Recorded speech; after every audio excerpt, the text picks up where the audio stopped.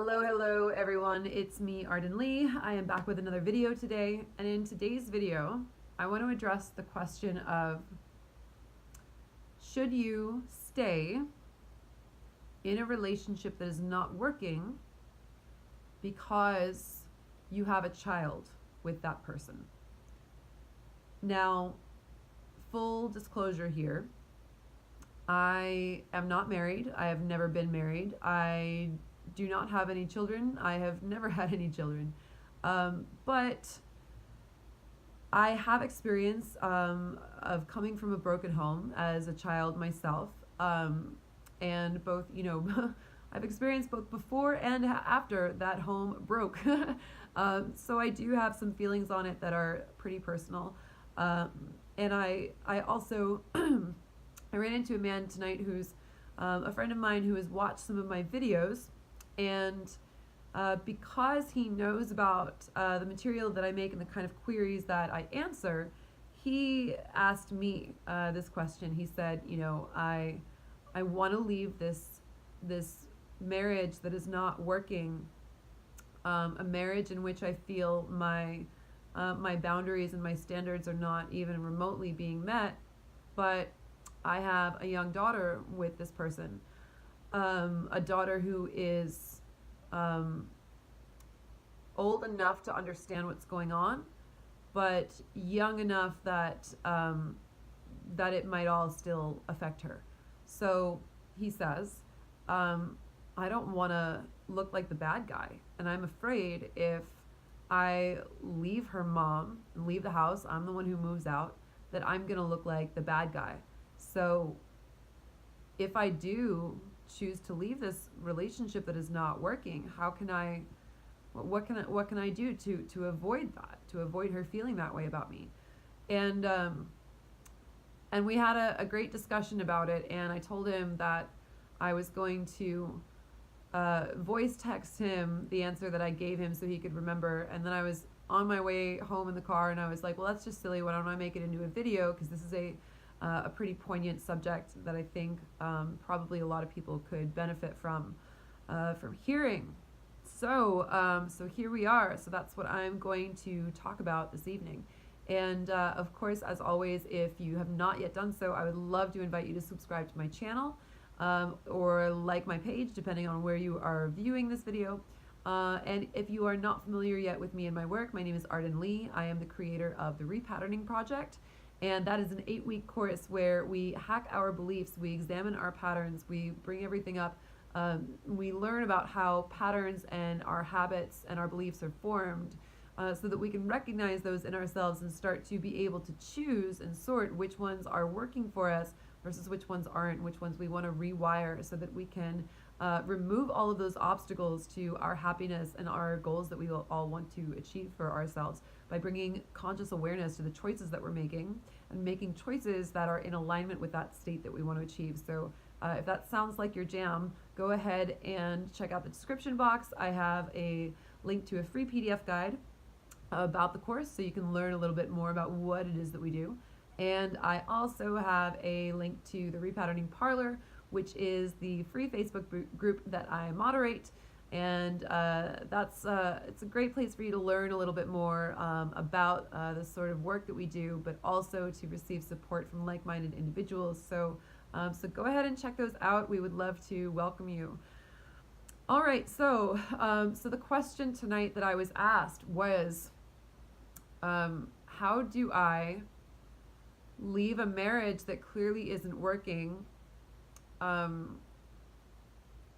without seeming like I'm the bad guy to my daughter, without, disappointing her or making her feel like she and her mom are being abandoned.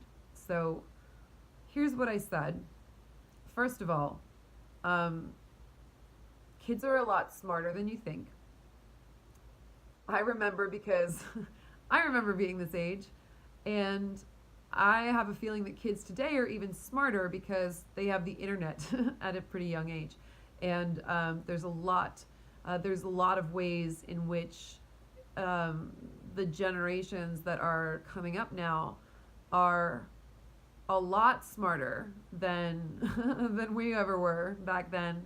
Just looking at the March for Our Lives kids, I think that a great deal. But even for kids who are younger, who are, not in their teens yet, who are preteens, in that tween sort of age, I really just have a feeling that they're a generation that is a lot more tuned in and, tuned in, tapped in.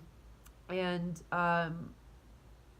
so I really don't think we're pulling anything over on them if we behave inauthentically with them in any way. Kids are smart, you guys. Like, kids know. Kids know when there's problems between parents. So if you end up staying in a relationship that is not working because you want to somehow preserve your child's sense of peace, they're gonna know.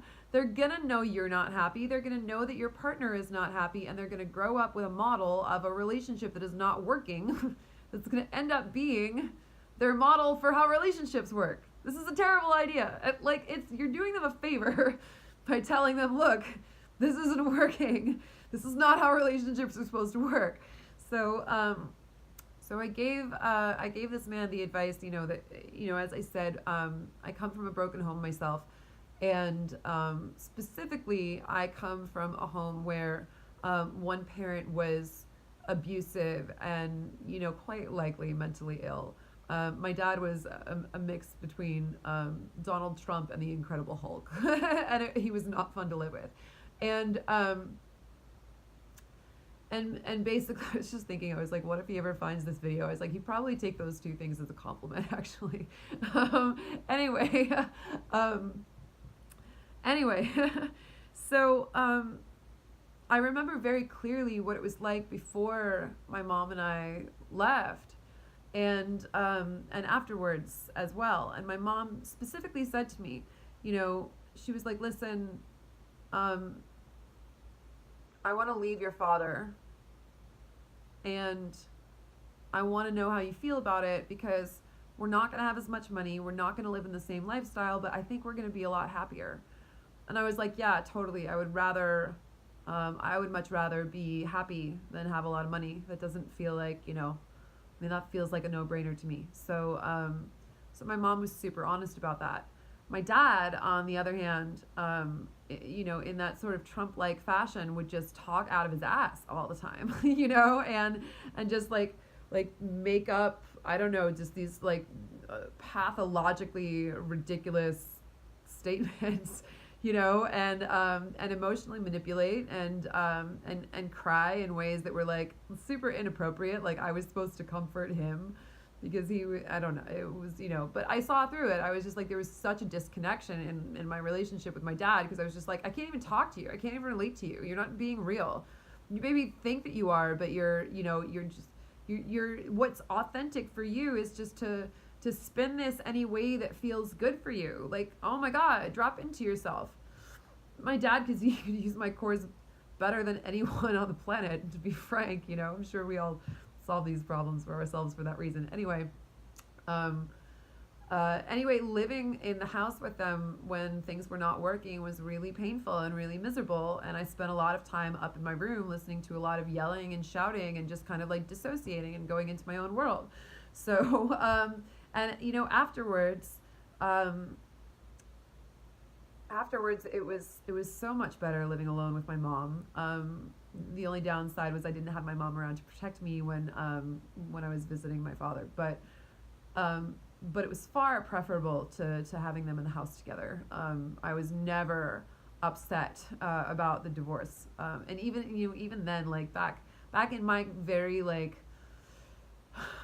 white suburban Catholic community, that kind of almost made me a little bit of an outcast, like not in an awful way, but it was something I felt. Not a lot of my friends' parents were divorced. I knew that made me a little bit different, but even so, I never regretted that. So anyway, how do you be authentic with your kids or kid regardless, about this decision, and how do you let them know no, I'm not abandoning you, and no, I'm not abandoning your mom. And what I said to this man is I was like, look, if it were me, if I could give you the words to say, if I could recommend you something to say to your daughter about this, so I would talk to her and I would say to her, like, just be straight, just tell her the truth and say, listen, the relationship between your mom and I isn't working. Now, I love her very much, and I love you very much, and I'm going to continue to be here for you, and I'm going to continue to support you and love you both. But the relationship itself is not working. And I don't want to pretend that it is working, because I don't want you to grow up believing and seeing an example between me and your mom of a relationship that's clearly not working, and thinking that that's how relationships work. Because most of all, what I want for you is, when you grow up and you're in a relationship, I always want you to be able to leave that relationship and to know to leave that relationship when that relationship isn't working.